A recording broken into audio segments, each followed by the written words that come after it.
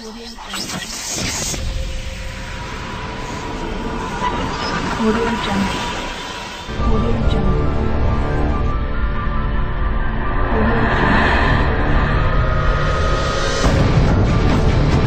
Welcome, kiddies, to another edition of SHOCKTOBERFEST 2024. I'm your host, Wildman Wes, and today we're going to be doing a movie, a sequel, another sequel, and what better way for day 3 to do another sequel of a movie series that I enjoy the first one. The second one, it has its moments. This one is a doozy.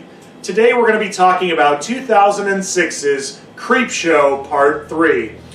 At least in this movie, they took the initiative from the first film and gave us 5 stories instead of 3. So that being said, let's talk about them. Our first story is aptly named Alice, where a young girl is pretty much moving into a new neighborhood. She's tired of everybody there. She doesn't want to be there anymore. She gets home and her family gets a new TV remote and they don't really know how to get it working. So they're just smashing buttons and eventually they get it to work. But now all of a sudden, Alice goes to a different dimension and everything changes. Nobody knows who she is except her family, but it's a different family. Completely different family. One of them is African American, one of them is Hispanic, one of them is pretty much her normal family, but they speak gibberish. She doesn't know what's going on, and she keeps seeing them pushing the button and replaying the exact same moment, and every time they push that remote button, her body gets disfigured. Until eventually, a professor that lives down the lane comes by and asks if they've seen Alice, and it turns out that Alice is now a little bunny rabbit. Further going down the rabbit hole like Alice in Wonderland. Don't you love the play on words, folks? Now we move on to the second story called The Radio. In this one we have a slob of a security guard living in a very run-down apartment that is owned by pretty much a pimp. It's owned by a pimp. And one of his call girls is trying to flirt with this security guard, really wants nothing to do with it, until he finds a radio at a flea market, or basically this homeless guy is selling things dirt cheap, and yeah, they're not really working. However, this radio has special powers. It tells the security guard to invest in stocks and bonds, try to take money from other people. And eventually he takes money from the landlord, and the landlord's escort, she catches on. She wants to run away with the security guard. Well, unfortunately, she has other plans. She kills the security guard, and the pimp kills the escort, taking the money, as well as having his own radio that talks to him. So our third story is the call girl. Different call girl than the other one from the second story. She is being called by a young boy who is a virgin, and he wants to spend some time with her, and it turns out that this call girl is a blood-sucking demon and kills him. After the call girl has a little bit of fun, she then realizes that this virgin isn't what he's really cracked out to be. And then she meets her demise. Moving on to our fourth story, we have the professor's wife. We bring the professor at the end of the first story, Alice, into the fold, where 2 of his former students come to see him as he is about to get married. They meet his fiancée, and she looks a little off. She looks very beautiful, very stunning, but her verbal adages and her mental prowess seem like she seems like a bit of a ditz. And the students think to themselves, is she a human being, or was this something like a robot that the professor created? So when the professor goes out to run errands, the 2 former students talk to his fiancée, knock her out, and then cut her apart, thinking, wow, all this blood and all the wiring, you can't even see the wiring. It's like, man, he's really good at making this robot.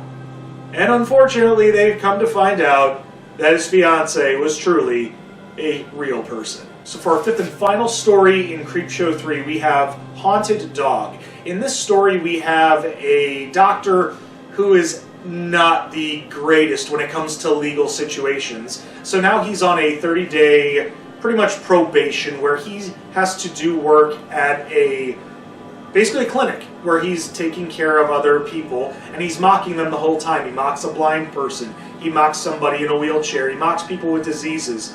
And when he's out and about in the streets, he goes to a hot dog vendor, he grabs a hot dog, it gets knocked down to the ground by a homeless person, and the homeless person's asking him to give him something to eat. So the doctor grabs the hot dog that got knocked out of his hand, gives it to the homeless man. After a few bites, the homeless man dies, and he now haunts this doctor until he suffers a heart attack.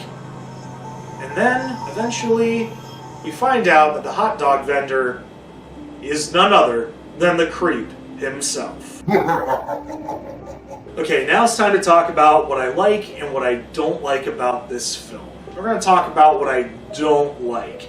So in this movie, I love the fact that they put more stories in than they did with the movie prior, and the concepts are great. I feel that the third story probably wasn't needed because it was so short. So obviously in these anthology movies, you're going to have a story that's a little bit short. It's kind of a throwaway.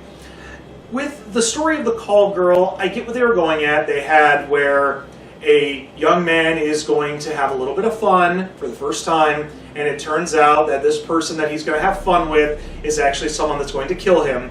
And then there's the double cross where, joke's on the demon, this person's part of the undead too, and then demon versus demon, basically. I get that, but it just feels a little unnecessary.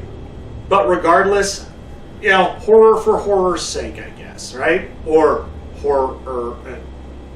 Sorry, I couldn't resist.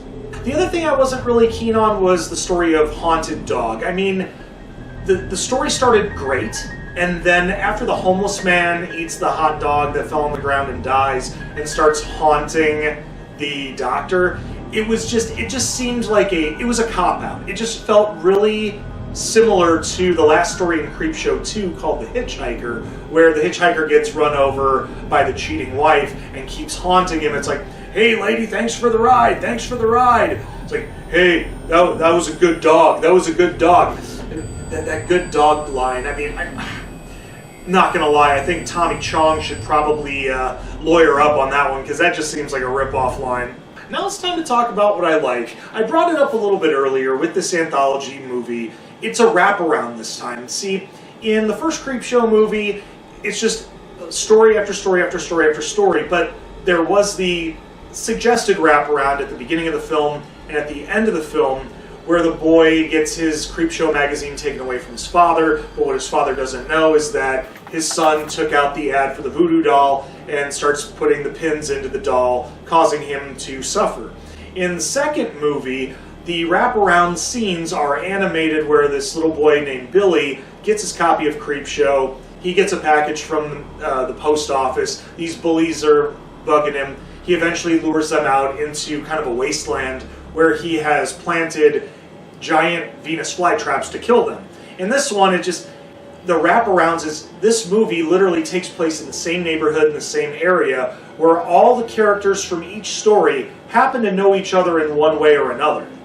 Where the father of Alice of the first film is actually a detective, and the professor from the end of the first story is actually part of the main part of the fourth story. So they all kind of mix and match and wrap around, which is kind of cool. I like that. I mean, I'm not gonna lie, I do like it. The special effects in this one, though not done by the great Tom Savini or anything like that, they are effective. I mean, even the opening scene of Alice, where her body is deteriorating, it's very reminiscent of the second story of Creepshow 2, The Raft, where the bodies are deteriorating from the sludge that's in the lake. And then also just the body parts flying around in The Professor's Wife. I think there's a lot of comedic horror in that aspect, and almost Raimi-esque, but very much like Evil Dead, which I appreciate a lot. Alright, time to grade it. Now, Creepshow 3, being part of a collective of the other Creepshow movies where it has multiple stories, it has some wraparounds. The concept of horror, I like it, I get it. However, the thing that bugs me the most is in the first two movies, the creep either is shown narrating, talking about things either through the animation or on the pages of the transitions between stories. This one, it felt more just like a random horror movie. So, therefore, and the movie wasn't the greatest, though they tried. C+. We're going to give Creepshow 3 a C+. That's the best I'm going to give it. Take it or leave it, and that's okay by me. I understand if haters are going to get on the comments section. Well, all that being said, we do hope you enjoy this review for better or worse. If you agree with me on some things, leave a thumbs up, and if you don't agree with me, you can leave a thumbs down. And dear Wildman Wes, why didn't you give this one enough credit? Well, that's neither here nor there. But regardless, we hope that you share on social media, push that little red button. Let's get that algorithm going back up, kiddies. And don't forget to ring that bell for instant notifications. Until then, I'm Wildman Wes, and we will see you tomorrow for day number 4 of Shocktoberfest 2024. Take care, and as always, stay scared, kiddies. Holy oh Jeebus!